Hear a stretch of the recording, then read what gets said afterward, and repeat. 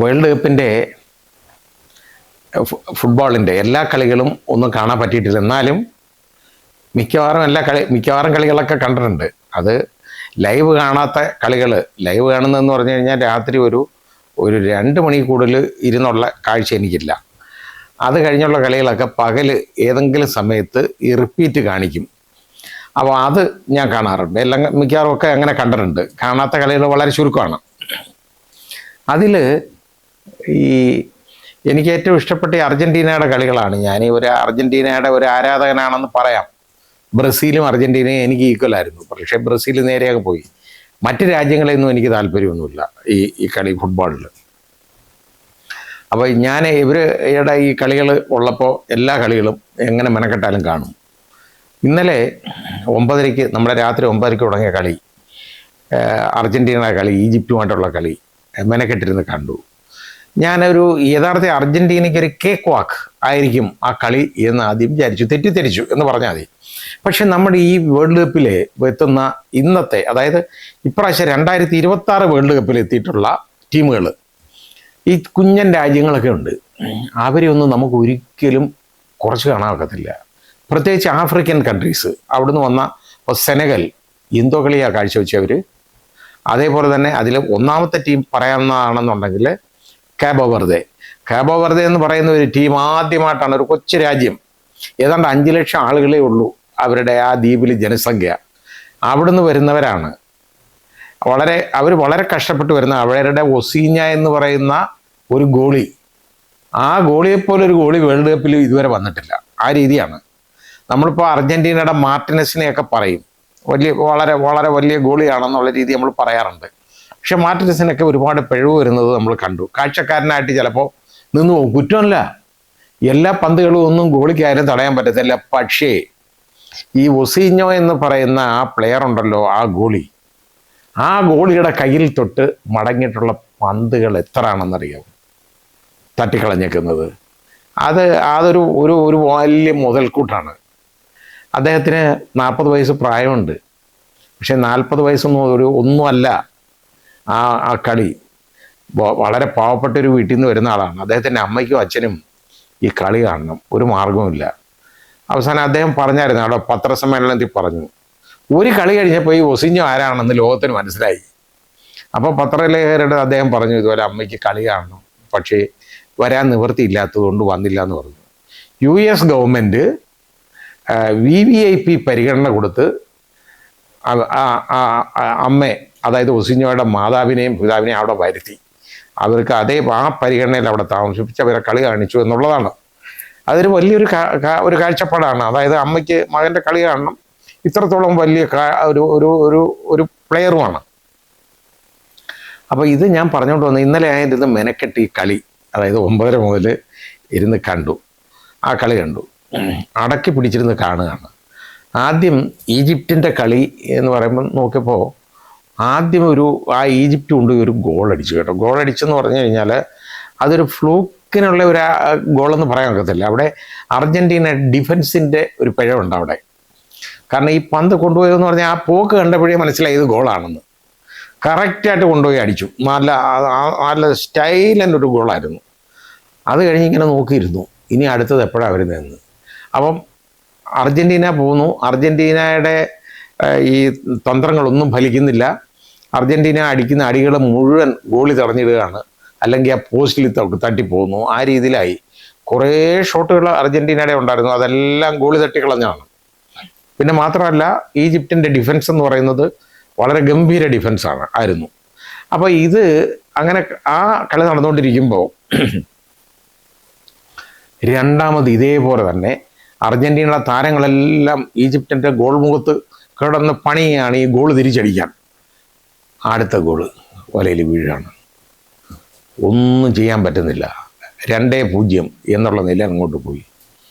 അപ്പോൾ അതാ വരുന്നു മൂന്നാമത്തെ ഗോൾ ഒരെണ്ണം. അതായത് രണ്ടാമത്തെ ഗോൾ വന്നപ്പോൾ മൂന്നാമത്തെ ഗോളാണ് ഞാൻ ഈ പറഞ്ഞത്, രണ്ടാം ഗോൾ എന്നുള്ളത്. രണ്ടാമതൊരു ഗോളും കൂടെ അടിച്ചു വരും കേട്ടോ. അടിച്ചപ്പോൾ പക്ഷെ അതിനകത്ത് ഞാൻ പറഞ്ഞില്ല, റഫറിയുടെ ഒരു വീഴ്ചയുണ്ടെന്ന് നമുക്ക് കാണാം.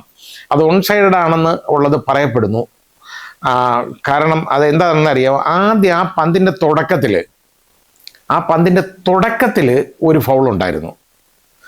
അത് കഴിഞ്ഞിട്ട് എത്രയോ പാസുകൾ കഴിഞ്ഞതിന് ശേഷമാണ് ആ പന്ത് രണ്ടാമത് ഗോൾ മുഖത്ത് കൊണ്ട് ഗോൾ അടിക്കുന്നത്. ആ തുടക്കത്തിലുണ്ടായിരുന്ന ഫൗള് കാരണം ആ ഗോളിനെ വാറിലൂടെ ഡിസലവ് ചെയ്യുകയാണ് റഫർ ചെയ്തത്. യഥാർത്ഥത്തിൽ അതൊരു തെറ്റായ തീരുമാനമാണ് എന്ന് പറയാവുന്നതേ ഉള്ളൂ. അപ്പോൾ ഇങ്ങനെ ഇരിക്കുമ്പോൾ അങ്ങനെ അല്ലെങ്കിൽ 3 ഗോളായാലവർക്ക്. അങ്ങനെ ഇരുന്നപ്പോഴാണ് അർജൻറ്റീനയ്ക്ക് ഒരു പെനാൽറ്റി കിക്ക് കിട്ടുന്നത്. അപ്പോൾ നമുക്ക് വളരെ ഇഷ്ടമുള്ള ഒരു താരമാണ് ഈ മെസ്സി. മെസ്സിക്കുള്ള ആരാധകരെന്ന് പറഞ്ഞാൽ വേൾഡിലെ ഏറ്റവും കൂടുതൽ മിന്നും താരം എന്ന് നമുക്ക് വേൾഡ് കപ്പിൽ പറയുന്നത് ലയണൽ മെസ്സിയെ തന്നെ പറയാൻ പറ്റുള്ളൂ. 8 ഗോളുകളായി അദ്ദേഹത്തിന് ഇത് വേൾഡ് കപ്പിൽ. അപ്പോൾ അതിന് മുമ്പ് വരെ, ഈ കളിക്ക് മുമ്പ് വരെ 7 ഗോളാണ് തികച്ചേക്കുന്നത്. അസിസ്റ്റുകളുമുണ്ട് ധാരാളം. അപ്പോൾ ഇദ്ദേഹത്തിന് നോക്കുന്ന പണികളൊന്നും നടക്കുന്നില്ല. അങ്ങനെ ഇരുന്നപ്പോഴാണ് ഒരു പെനാൽറ്റി കിട്ടുന്നത്. ആ പെനാൽറ്റി എന്ന് പറയുന്ന ഒരു വലിയ ഫൗള്, അതിലൂടെ ഒരു പെനാൽറ്റി കിട്ടി. ആ പെനാൽറ്റി മെസ്സി അടിച്ചു. പക്ഷെ അത് ഗോളായില്ല, ഗോൾ തട്ടിക്കളഞ്ഞു. അതിന് മുമ്പും മെസ്സിക്ക് ഇതേപോലൊരു പിഴവ് പറ്റിയിട്ടുണ്ട്.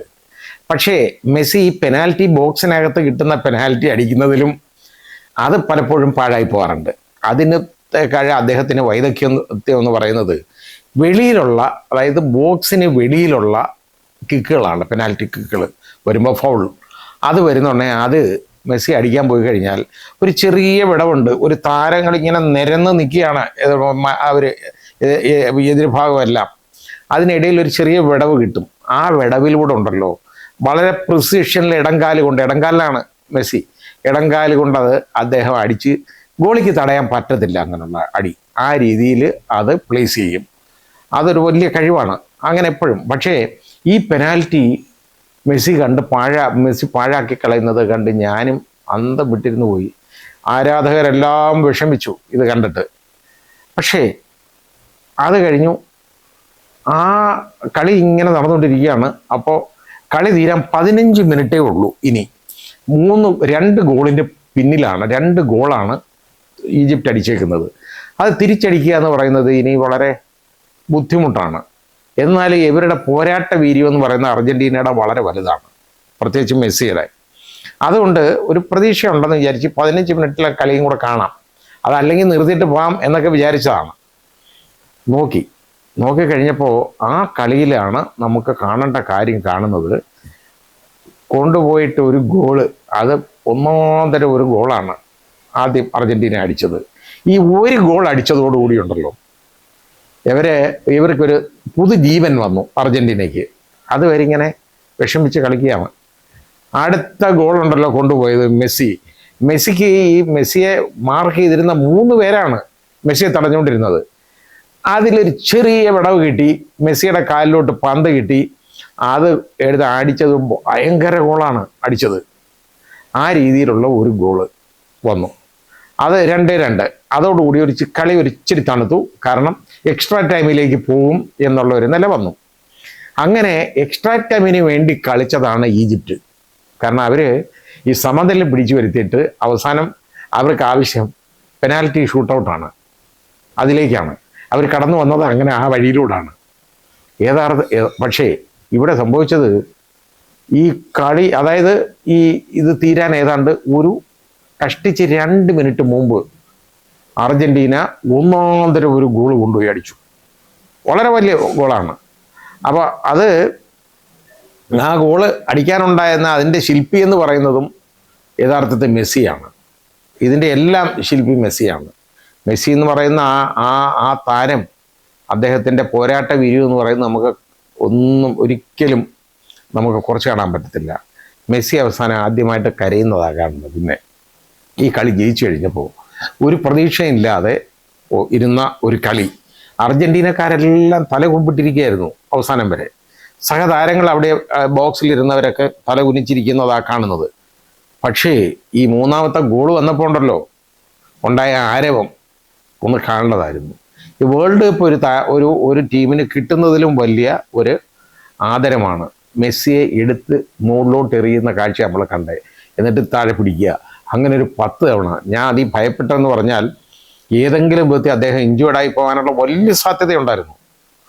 പക്ഷേ താരങ്ങളെല്ലാം അവർ ബാക്കി ടീമിലെ അംഗങ്ങളെല്ലാം കൂടി എടുത്ത് മേളിലോട്ട് എറിയുക, അദ്ദേഹത്തിനെ ഭദ്രമായിട്ട് പിടിച്ച് താഴെ നിർത്തുക, വീണ്ടും എറിയുക. ആ രീതിയിലാണ്, ആ രീതിയിൽ ഉള്ള ഒരു കാഴ്ച നമുക്ക് കാണാൻ പറ്റി. അർജൻറ്റീനയ്ക്ക് സാധ്യതയുണ്ടെന്നും നമുക്ക് പറയാൻ ഒക്കത്തില്ല. കാരണം ഇനിയുള്ള വഴികൾ വളരെ ദുർഘടമാണ്. ഇനിയുള്ള ആദ്യത്തെ കളി എന്ന് പറയുന്നത് വരുന്നത് ക്വാർട്ടർ ഫൈനൽ സ്വിറ്റ്സർലൻഡാണ്.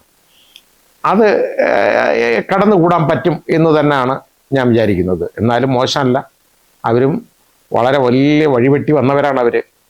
അതേപോലെ പിന്നങ്ങോട്ട് വന്നു കഴിഞ്ഞാൽ പിന്നുള്ള ടീമുകളെന്ന് പറയുന്നത് സ്പെയിനും അതേപോലെ തന്നെ ഫ്രാൻസും ഒക്കെയാണ്. ഇവരെ മറികടക്കുക എന്ന് പറയുന്നത് എത്രത്തോളം ദുഷ്കരമാണ് എന്ന് കണ്ടറിയേണ്ടിയിരിക്കുന്നു.